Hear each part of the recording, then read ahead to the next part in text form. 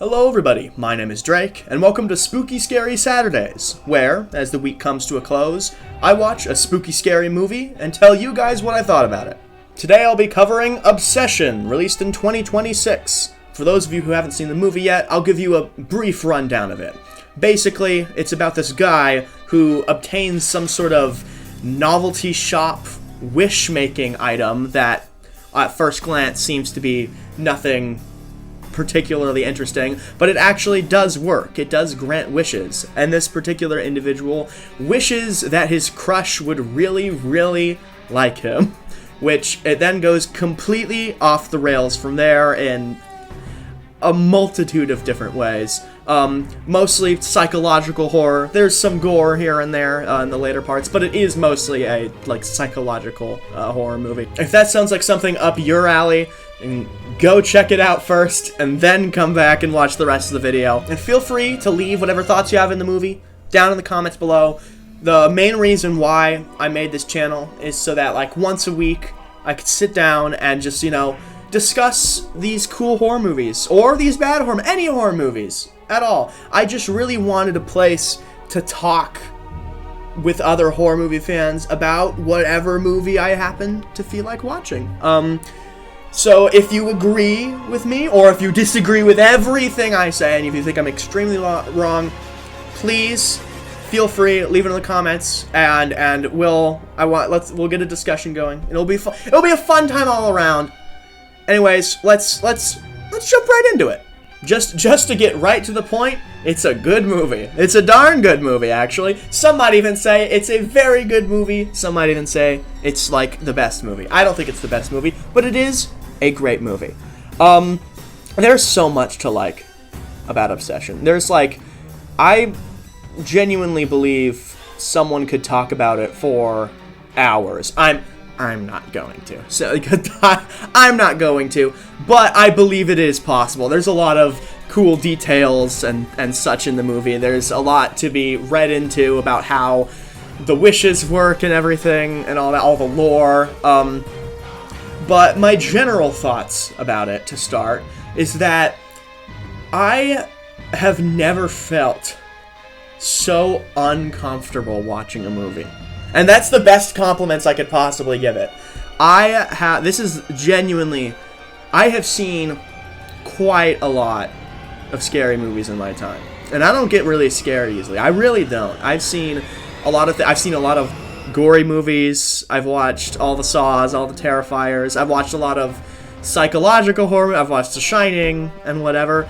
And while there's a lot of good tension in those movies, something about this one hits different, right? In this deep, primordial, embarrassment, almost. This, it's really hard to describe, just because I think both protagonist situations are just so messed up, right? We have Bear, who in the first act is doing the classic, is embarrassing himself in all the classic ways that a person could possibly act in front of their crush. It's all the classic, almost rom-com-y scenarios, which this is really. It's not a horror comedy. It's not a funny movie, if you get it, but there are jokes in the movie. There are funny bits throughout the movie. They lessen as we get into the finale. But anyone out there, I've seen some chatter out there that this is, it's why are people laughing at this movie? There's nothing to laugh at. Yeah, yes, there are jokes in this. Yes, the comedy, the sketch comedy director did in fact add some intentional jokes into the movie. The movie opens on a classic joke where you think he's talking, confessing to the love of his life, but no, he's just practicing. It's a joke. The movie starts with a joke, so there is no doubt in my mind that there are not intentional funny moments in here. If anything, it makes those horrific moments all the more impactful, just because you really don't know the tone of whatever's about to happen. You don't know how Nikki is going to react to a certain situation. It's that sort of like deep social anxiety horror, kind of almost, where there's another person and you can't possibly predict how they're going to react in any given situation. You don't know if she's going to hurt herself, hurt other people. You don't even know how she's going to walk, right? There are these really interesting like moments where she'll almost walk in like stop motion or in reverse. Her physical attributes change, or her face in the dark will look slightly off, and that's all on purpose. It's very well done. I think those moments work better as jump scares than like actual jump scares, right? Where there's no loud sound, she's not jumping at you, but she's just moving. Nikki's just moving kind of weird, you know. And of course we have to talk about our protagonist, Bear. Not just because I've been saying all the scary parts come from Nikki, but of course Bear is like, he's the protagonist.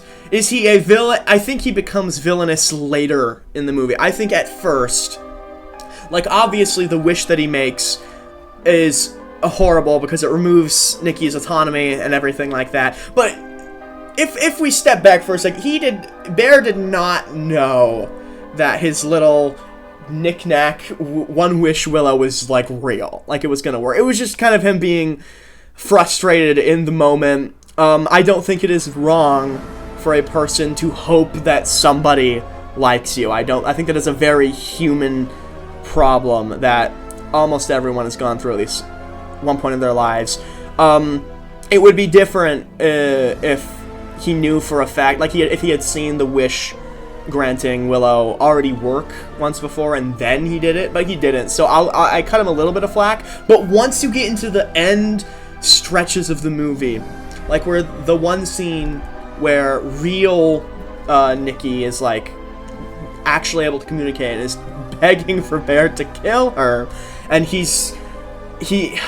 Bear just kind of, I understand Bear's perspective of he really doesn't want to kill the love of his life, but she is suffering, and he makes the comment about like, oh, is it so bad being with me or whatever, which is absurdly selfish given the situation, and I think really puts a whole new lens on that character, because up to that point I would have said all the things that he'd done, I wouldn't say forgivable, but I think it's a lot more nuanced.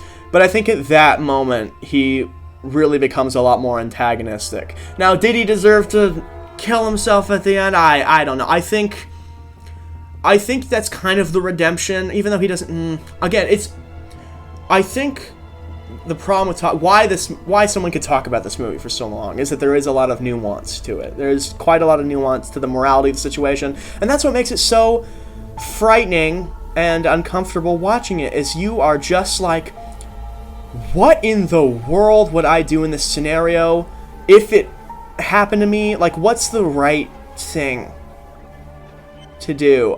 Kill her? Kill yourself? Killing yourself, that feels a little mean-spirited, but at that point, of course, he tries using the wish. He tries getting his friend to use the wish or whatever, and that backfires, but I think he could have tried a little more. If I had to have one problem with the movie, I'd say just, like, go to a stranger or something and ask them to use the wish or whatever. He had the extra one. Like, just a person in the street. Like, I think your average person would be willing to say a sentence, like, on the spot. Like, if someone handed me a stick in the street and said, say that you wish that my wish was undone and break it. Like, sure, I'll do it. Why not? Maybe I'll think it's like a prank and I'm being recorded. So maybe I could have done it like that at that point, but that's like, at that point I'm really nitpicking the plot. Like, if the worst thing I could say about this movie is that, oh, if I were in his shoes, maybe I would have done something different, which, if I were in his shoes, this probably wouldn't have happened at all. I would like to hope that's the kind of person I am, or I would not want that to happen, you know, we all would hope that. But man, that ending really is just haunting, isn't it? With the music playing in the background, and Nikki screaming her lungs out. What a... It's like watching a good Twilight Zone episode, where at the end you're just like, what a sucky situation for everyone to be in. Wouldn't that just suck? Wouldn't that just be the worst? I am so glad I'm not going through that right now. That's what I'm thinking. I think if I had to choose best scene of the movie, it's when Bear wakes up in the middle of the night and Nikki's just like standing in the corner all creepy and she does a bunch of weird stuff in a row. That's like the worst possible scenario for me. It's like, it's what I think what gets to the heart of why it's so like effective and unsettling is this isn't a traditional horror movie antagonist where it's like just a nameless slasher that murders you immediately. Like if I saw Michael Myers standing in the corner in real life, like obviously I would be scared, right? But when I'm watching a movie, that doesn't really scare me that much anymore. Like, oh, a creepy guy in the corner. It's happened a million times. But just because in the situation of a slasher movie, your options are to fight or run. But Bear doesn't really have those options because he doesn't want to hurt her. And if he runs, she'll like start hurting herself, and he doesn't want that either. It's a very complicated situation. It's a really sucky scenario. It's just that's what makes it so unsettling, is that how would you even possibly react? Like, what's the proper protocol in these scenarios? I guess maybe you should just kill yourself at the end of the day, really. I think maybe that was the correct play at the end of the day. But anyways, final thoughts on the movie. I think I've covered the gist of everything. It's great. It's a great movie. Go see it. It's doing very well, I hear. It's doing like genuinely like paranormal activity levels of successful, which is like genuinely insane. This might become in terms of like how much more money you made compared to your budget, this might become one of the most successful movies of all time, like bar none, which I didn't expect. I mean, of course it's a great movie, but there are so many great horror movies that don't go anywhere. 28 Days Later, Bone Temple, great movie, made $0 at the box office, which really sucked. I hope part 3 happens, but I'm not so sure anymore. Anyways, what did you guys think of the movie? Leave it down in the comments below.